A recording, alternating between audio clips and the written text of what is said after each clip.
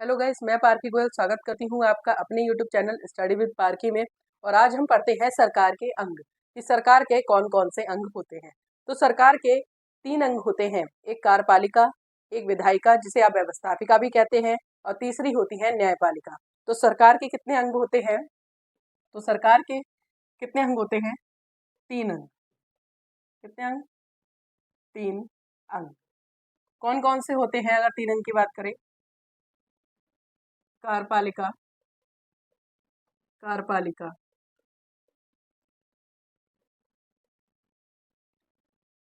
दूसरी होती है विधायिका या व्यवस्थापिका, विधायिका,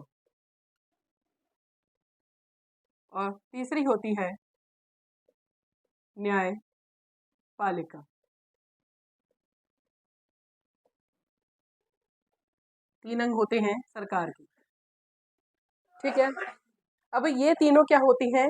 ये जो हमारी गवर्नमेंट है उसमें मुख्य भूमिका निभाती है। अब अंग है तो ऑब्वियसली इनका मेन रोल होगा ही। अब देखिए, हम सबसे पहले इसमें बात करेंगे विधायिका की। किसकी? विधायिका की। विधायिका,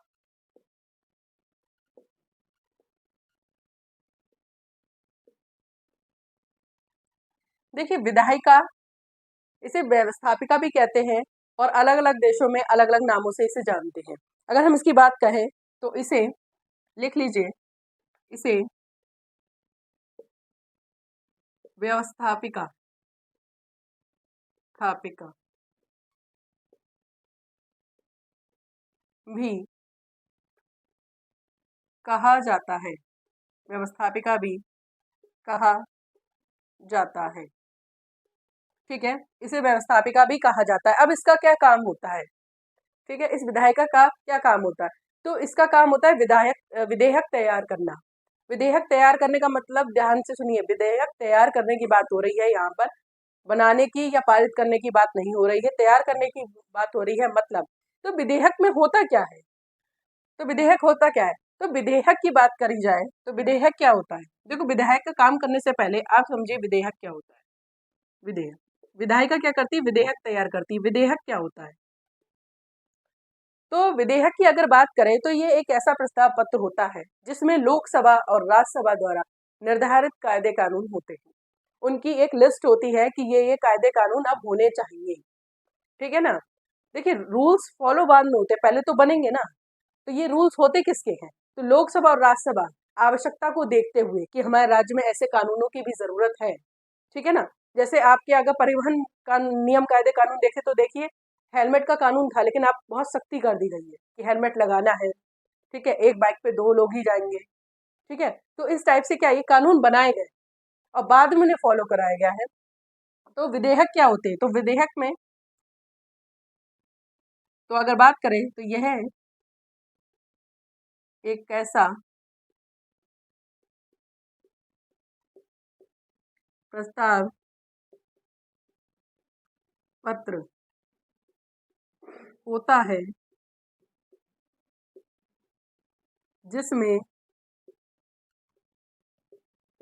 जिसमें लोकसभा लोकसभा व राज्यसभा के द्वारा या लोकसभा व राज्यसभा द्वारा निर्धारित रूल्स होते हैं। ठीक है, कानून होते हैं,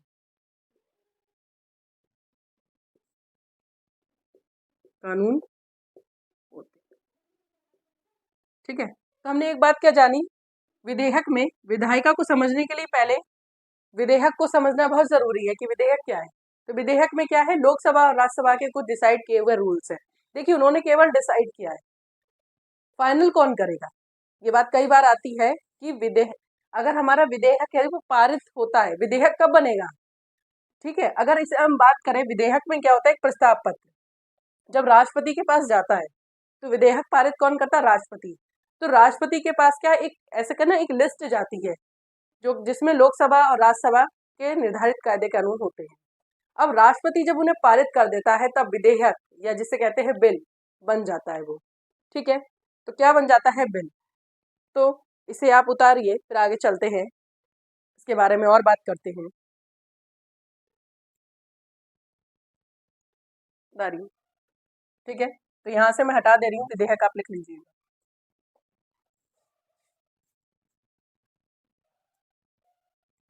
ठीक है,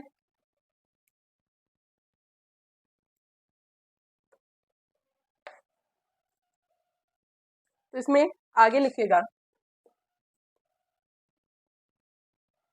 विधेयक विधेयक राष्ट्रपति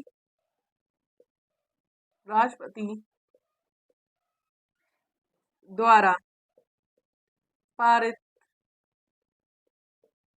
किया जाता है।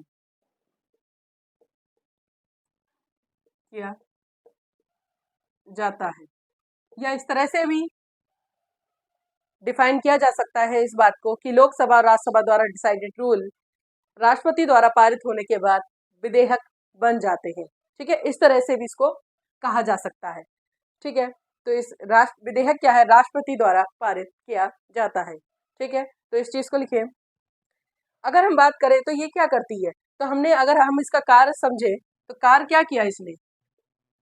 अगर हम विधायिका का कार्य समझे तो इसने क्या कार्य किया? बस नियम कायदे कानून बनाए। क्या करा इसने? नियम कानून बनाए, यही तो काम किया।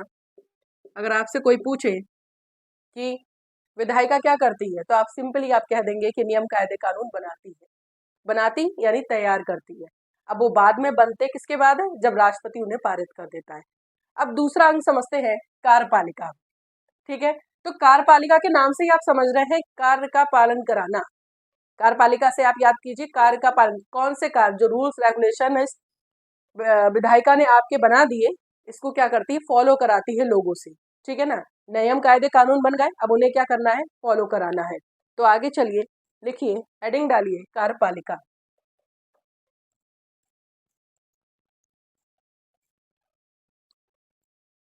कार्यपालिका।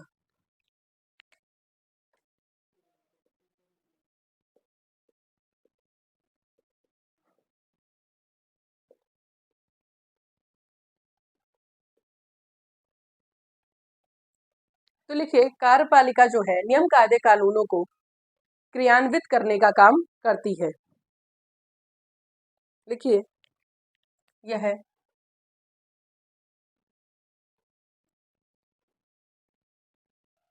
कानून को क्रियान्वित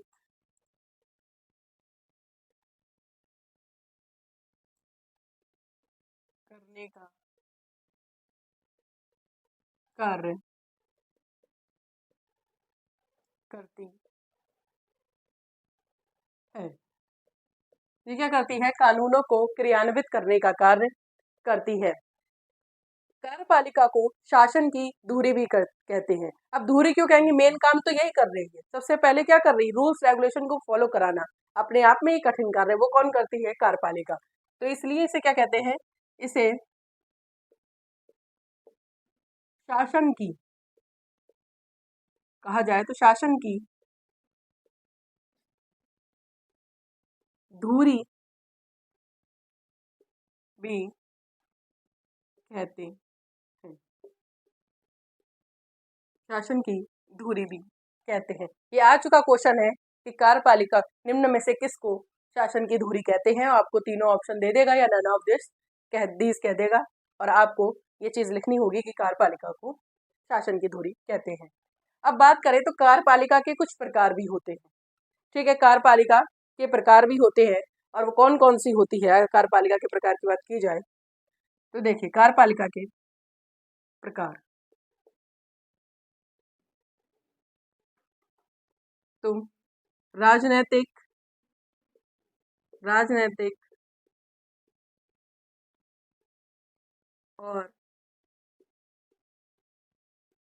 स्थायी, राजनीतिक और स्थायी, और आपकी हो जाएगी नाम मात्र की एवं वास्तविक कौन सी नाम मात्र की और वास्तविक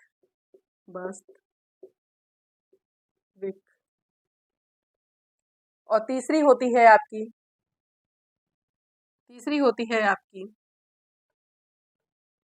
उत्तरदायी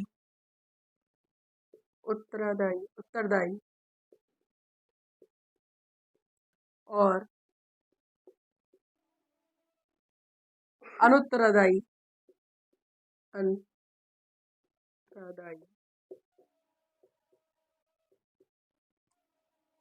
ठीक है। राजनीतिक और स्थायी, नाम मात्र और वास्तविक, उत्तरदायी और अनुत्तरदायी। और आपकी चौथी होती है आपकी वंशानुगत और निर्वाचित। वंशानुगत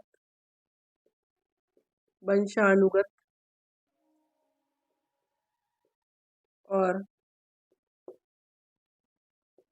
निर्वाचित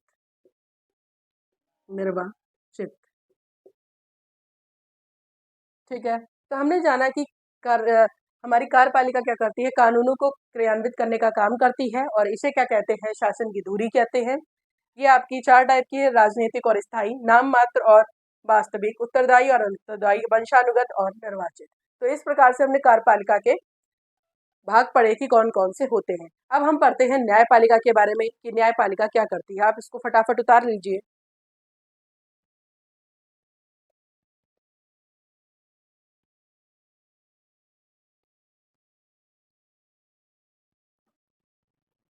ठीक है, अब आगे चलते हैं न्यायपालिका पर।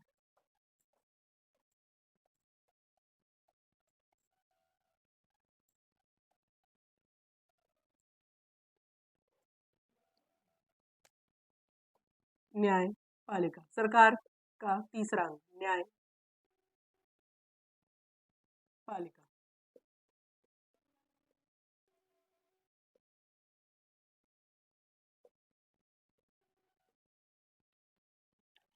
अच्छा, न्यायपालिका क्या क्या, क्या काम होता है? न्याय से आपको समझ में आ रहा होगा ये क्या करती होगी, न्याय करती होगी, लेकिन किस चीज का न्याय करती होगी? न्याय का क्या मतलब होता है? किसी को उसका अधिकार हक दिलवाना। ठीक है ना, न्याय का मतलब क्या होता है? जिसका जो हक होता है, राइट होता है, उसको दिलवाना। तो ये काम भी यही करती है। न्यायपालिका का मतलब क्या होता है? लोगों को के जो अधिकार है उन्हें दिलवाना। देखिए, न्यायपालिका का अगर कहे जाए तो हमने सबसे पहले पढ़ा कि विधायिका ने क्या किया, नियम कायदे कानून तैयार किए, उनको क्रियान्वित कार्यपालिका ने करा दिया। अब देखो, कुछ लोग ऐसे भी होंगे जो नियम कायदे कानूनों को फॉलो नहीं करेंगे। अरे नहीं करना है हमें, हम तो अपनी मनमानी करेंगे। तो उन्हें क्या करती है सरकार? दंड देती है ना, कि तुमने नहीं करा, अब तुम्हें ये सजा दी जाएगी, है ना। जैसे हेलमेट आपने नहीं पहना तो आपका चालान कट जाएगा। आपने 3 ट्रिपलिंग करी, बाइक पे 3 लोग बैठ के गए तो आपका चालान कट जाएगा, है ना। आपने नो एंट्री में, नो पार्किंग में गाड़ी खड़ी कर दी तो आपका चालान कट जाता है। तो बहुत सारी चीजें, रूल्स रेगुलेशंस बन गए। ठीक है ना। जैसे आप क्लास में अगर विदाउट यूनिफॉर्म जाएगा तो मैम क्या करती? सजा दे देती, बाहर निकाल देती। तो ये काम क्या करती है? रूल्स रेगुलेशंस का जो सही से फॉलो नहीं करेगा, उन्हें जो क्रियान्वित कराए गए हैं, आप उसे फॉलो नहीं करेंगे तो दंड देने का अधिकार कौन है? न्यायपालिका। इसके अंतर्गत आपकी कोर्ट आती है। ठीक है, हाई कोर्ट, सुप्रीम कोर्ट और आपके स्थानीय या निजी कोर्ट जिन्हें कहते हैं, वो सब इसके अंतर्गत आते हैं। तो इसका काम क्या होता है? न्यायपालिका का काम क्या होता है? जनता द्वारा अगर बात करें तो क्या काम होता है? ये करते हैं, नियमों का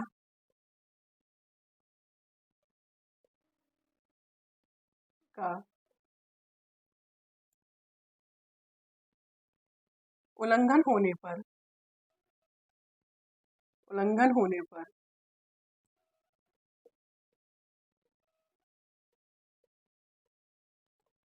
दंड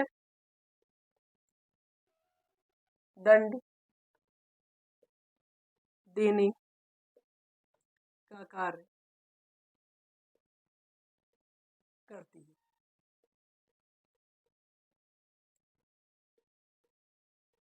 अब देखिए, नियम कायदे कानून अलग अलग हैं तो उनसे रिलेटेड सजा भी अलग अलग है। तो कैसे करती है? तो ये क्या करती है, जो भी हमारे संविधान में नियम कायदे कानून है उनकी व्याख्या करती है, उन्हें बताती है कि इस धारा के तहत ये सजा मिलेगी, इस धारा के तहत ये सजा मिलेगी। है ना। तो ऐसा तो है नहीं सबकी सजा अलग है। तो ये क्या करती है, नियम कायदे कानूनों का व्याख्यान भी करती है। तो ये क्वेश्चन आ चुका है कि निम्न में से कौन नियम कायदे कानूनों का व्याख्यान कर देती है। कई बार लोग कार्यपालिका लगा देते हैं क्योंकि वो क्रियान्वित करती है, तो ऑब्वियसली वही करती होगी व्याख्यान कि भैया ये रूल फॉलो करो, ये रूल फॉलो करो। लेकिन नहीं, व्याख्यान कौन करता है, न्यायपालिका करती है। यह है नियमों कानूनों का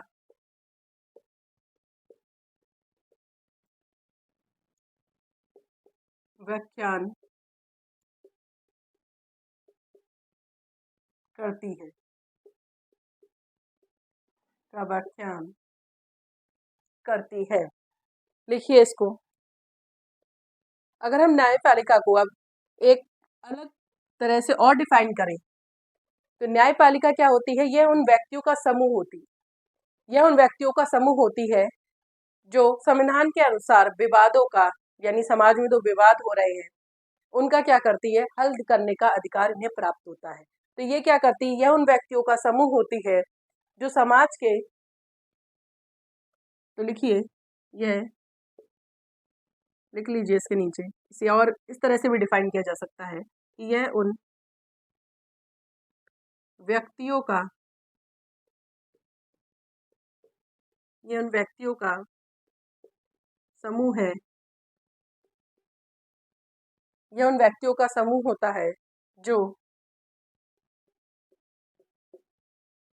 जो और किसके अनुसार, कानूनों के अनुसार। ये नहीं कि अपने मन से कर दिया, जो कानूनों के अनुसार, कानूनों के अनुसार, कानूनों के अनुसार समाज के, समाज के विवादों को, यह व्यक्तियों का समूह होता है जिन्हें कानूनों के अनुसार, अच्छा जो मत लिखिए यहाँ, जिन्हें लिख लीजिए, जिन्हें कानूनों के अनुसार समाज के विवादों को हल करने का, हल करने का अधिकार, अधिकार प्राप्त है। ठीक है, तो हमने क्या जाना न्यायपालिका के बारे में कि पहला, कि नियमों का उल्लंघन होने पर दंड देने का कार्य करती है। ठीक है, अगर आप नियम नहीं मानेंगे तो हम आपको सजा दे देंगे। दूसरा, ये नियमों और कानूनों का व्याख्यान करती है। भाई नियम कायदे कानूनों तो बताने पड़ेंगे कि भाई तुमने ये रूल्स रेगुलेशन तोड़ा है तो अब आपको इस धारा के तहत जो है ये सजा मिलेगी। अब वो आपका चालान कटना हो, चाहे जुर्माना भरना हो, जो भी आपके में दंड होगा। यह उन व्यक्तियों का समूह होता है, अगर सीधी भाषा और सीधे तौर पे कहा जाए कि यह उन व्यक्तियों का समूह होता है जिन्हें कानूनों के अनुसार समाज के विवादों को हल करने का अधिकार प्राप्त है। जो आपकी कोर्ट है वगैरह, उनमें केसेस होते हैं और वो क्या करते हैं, आपके जो कानून का नियम कायदे कानून जो संविधान में बने उनके अनुसार क्या करती है, दंड दे देती है। ठीक है, या जो भी उसकी पनिशमेंट है उन्हें वो दे देती है। तो आज हमने जाना कि सरकार के कौन से 3 अंग थे, एक कार्यपालिका, न्यायपालिका और आपकी व्यवस्थापिका या विधायिका। ठीक है, तो आई होप आपको आज जो भी पढ़ाया गया है वो सही से समझ में आ गया होगा। अगर आपको कोई प्रॉब्लम हो तो कमेंट सेक्शन में उसे आप डिस्क्राइब कर सकते हैं। अगर आपको वीडियो पसंद आई हो तो वीडियो को लाइक कीजिए, मेरे यूट्यूब चैनल को सब्सक्राइब कीजिए। Thanks for watching my video. फिर मिलते हैं एक नए टॉपिक के साथ।